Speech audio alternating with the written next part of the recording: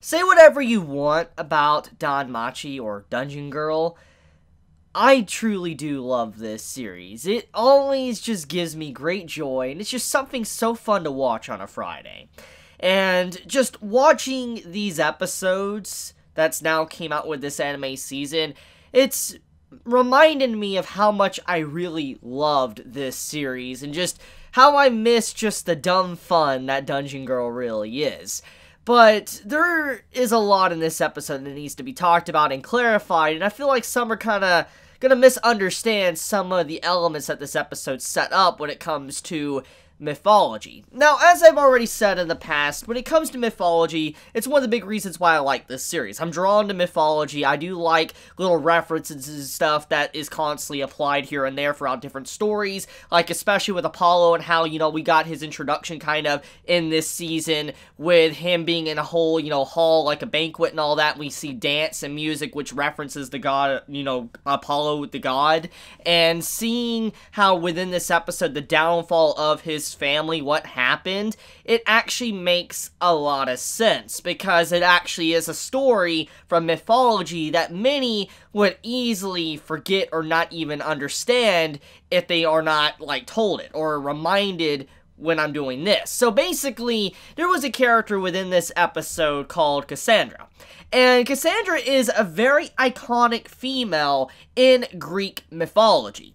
Cassandra was an individual that was blessed with the ability to tell prophecies. And when you watch this episode of Dungeon Girl, you clearly see that she does, the character Cassandra does give prophecies, like there's a, you know, a horse, you know, the Trojan horse has come inside of, you know, their castle, or you have it to where, you know, things are going to happen, something bad's going to happen, etc. You know, you can see how this individual character is constantly prophesizing stuff that's going to happen right before it does. And obviously, if someone listened to her, then, you know, maybe things would have worked out for them. But the thing was, many might look at that situation as like, why didn't you listen to her? This is such like a cliche slash plot hole. Like, why wouldn't you listen to the character? Obviously, is well known for her prophecies. Why wouldn't you do that? But see, this is where it comes along with mythology and how it plays with an ancient story in Greek mythology. So, to get into it, there's two different sides of the story to clarify. One side of the story is that Cassandra wanted to be blessed with the ability to have prophecies, not like the ability to be like a prophet.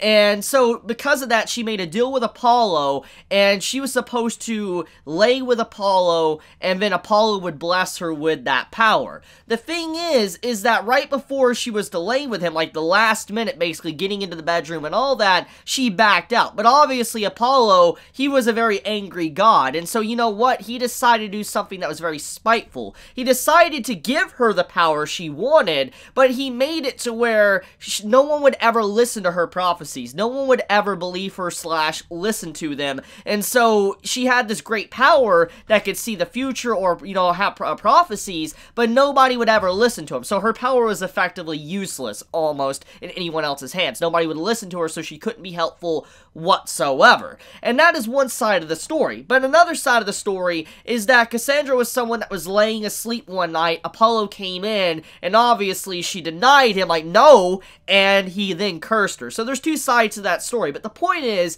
that the character Cassandra within this episode of Danmachi actually goes along perfectly with the mythology of the character and Apollo, the story of it, and the downfall that happened within this episode. So I personally appreciate that. I do like that little detail and all that to mythology. You can definitely see that the writer of this series, at the very least, is very well acquainted with mythology, at least Greek mythology. I mean, you must, especially if you're wanting to add gods as like your main central characters of your story. So, something I do like. I do like that. I think many are going to quickly overlook that or be quick to judge this episode thinking it was a cliche, which, let's be honest, it was a cliche, but it was used in a way that makes you kind of overlook the cliche because it makes sense in terms of historical stories. So, I'm not really going to judge it that much. It actually makes me really appreciate this story even more after knowing that. So, let's get into the actual war game that happened. So the war game between Apollo and Hestia's family, honestly, many might be quick to say that Bell's group was cheating. Like, they cheated, they were dirty, the way they fought, the way they kind of, you know, took out one of the individuals from Apollo's family before the fight even began. Many might be quick to judge them and say, wow, they cheated really badly just to be able to win that. But that's the thing, though. In actual war, there is no cheating. There is no cheating in war. That's just how it is. Like, at the end of the day, war is built upon being able to deceive your opponent, but also being able to just have strategy, tactics, be able to outthink them in any turn they possibly have. And Hestia's group obviously was way beyond Apollo's family in figuring out what they needed to do. And I know many would say, but isn't it common sense not to cheat, especially for a war game, because it's not officially, you know, war? Yeah, that may be, but the point is that those rules are never strictly put in place to stop what Hestia's group did. And so because of those rules were not put in place, then, you know, Bell's group was able to do what they wanted and being able to manipulate this situation for their victory. And honestly, they did everything right. You cannot really judge them because every tactic they did was very similar to what happened in ancient times with war, and how people would outsmart individuals. They would have like a peace treaty until a certain date, until war actually happened so-and-so date, but they already have attacked like 2 days before, and then when the date time finally comes, they just literally catch everybody with their pants down. That's literally what we saw within this episode, and it fits perfectly in line with just stories, ancient war stories and stuff. So there's a lot of things here within this episode that I appreciate, and I just do like how Bell's group did come out on top with using actual strategy slash tactics to win. It wasn't something about brute force. That wasn't what it really came down to. At the end of the day, the reason why Bell's group won was because Bell's group was just more prepared, and they were not arrogant whatsoever. And that's the thing that people don't understand, is that in war as well, it's not always won with numbers. Yes, numbers matter. That is something that is very important if you look at the history of wars and stuff. But at the end of the day, it also depends on tactics and your position on the battlefield. Because, like, if you have a group of 100 soldiers on top of a mountain, a steep mountain like this, like a 90-degree angle slope or whatever, and you have 100 soldiers on top, and then you have 10,000 soldiers on the bottom, if they try to charge that mountain going straight up, it's not going to be easy. Regardless if there's only 100, because if they have a lot of supplies up there, a lot of food to be able to self-sustain, etc., you're not going to scale that mountain. You're going to get demolished. You're going to get completely wiped out because you're not going to be able to fight an enemy in an uphill battle. So that's kind of the point here, is that sometimes numbers don't matter. It just comes down to how you use your brain and the numbers you have at your disposal to win. And which is one of the reasons why I really love the Kingdom manga. I really love Kingdom's manga, which I should really get back into and reviewing again. But it's one of the reasons why I love that manga, is because it really shows different sides to the battlefield, and that it's not always about numbers. It just comes down to who is the better leader at the end of the day, and who is able to deploy their men in a certain situation to handle their opponent. But okay, so with all that out of the way though, let's talk about the victory. So I do think that the only problem I have with this episode is that it did feel rather quick. Like, it felt like we had an entire arc, or at least half an arc, compressed into one episode.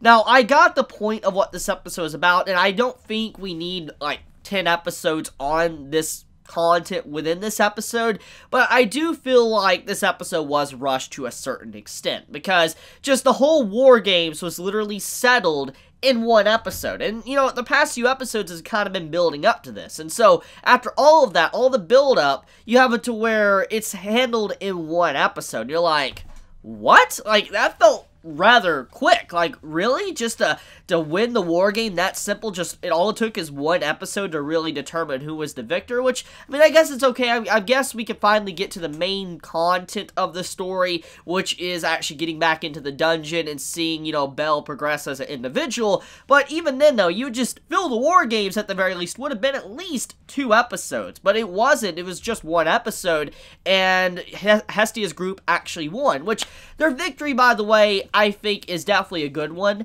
because they actually got a better place to stay, which makes me happy, because if there's one thing that I've been hoping for, I've been hoping that Hestia's group gets to stay in a building that isn't run down, and they actually want a freaking mansion. They got a mansion now. They can stay in a mansion and just chill. That, honestly, I think that is the best thing that they possibly could have asked for. Apollo really messed up, and also on top of that, Hestia completely destroyed Apollo's family, made it to where everything was ripped apart, all of his finances and everything. He's not able to have anything, he has to leave the area, so Apollo is effectively done. I do think, though, he might eventually come back as some form of villain, but overall, he has been banished, so there is, like, no reason to really worry about him for the time being, at the very least for the rest of this season. So yeah, that's pretty cool. I do like the setup here, and I do like seeing Hestia's group finally living somewhere that is relatively decent, but for a group of, let's say, 3 to 5 individuals, that feels like too big of a place to really manage. I mean, they're gonna really need to, hustle to clean that place, because when you think about it, it's like 5 individuals in a mansion. That's going to take a long time to clean. Like, it could take days to clean something that size. Like, one individual cannot do that by themselves in one day. So, I am really curious to see how that's going to be handled, if that's ever going to be brought up in the, rest of the story, if, they have to hire maids or something because of just how big the place they're staying at. But I think that's pretty much about it. It's a good episode of Dungeon Girl. I really like this episode. I'm really happy with the way it turned out. I'm really happy with how they used an ancient story mythology to be able to show the downfall of Apollo's family with Cassandra. So let me know your thoughts in the comments below. If you enjoy my content, please subscribe. If you like this video, please leave a like. And if you want to get notified for whenever I upload a video, please click the bell icon down below. And with that, Chibi out.